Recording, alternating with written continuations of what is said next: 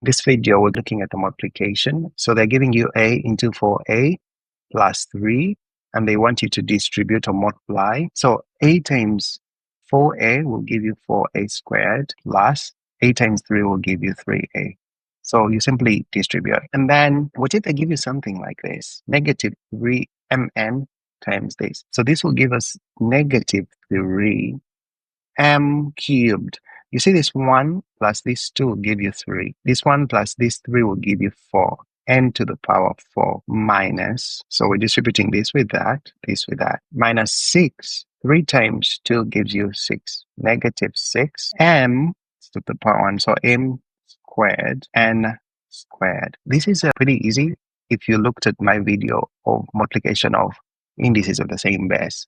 For example, if I have an m to the power 1 times m to the power 2, simply this, you just add the exponent. So this is m to the power 3. This is what I'm doing here. m1, m2 gives you m3. n1, n3 gives you n4. Does that make sense? All right, let's look at another example. What if we are having something like this, really? Still, we're going to use our knowledge of multiplication and then distribute. So 4 times 5 gives you a 20, right? So this is a 20.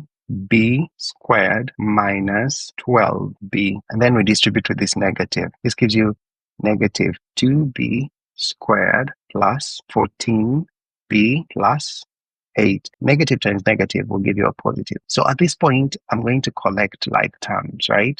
I always want to start with the highest power. So let's start with the b squared. 20b squared minus 2b squared will give you 18b squared. And then minus 12b plus 14b will give you plus 2b. And then the constant, which is 8. So that's what you get, right? Okay. And finally, let's look at this last example. I prefer starting with the highest. And then minus 8 plus 6 gives you a minus 2b squared.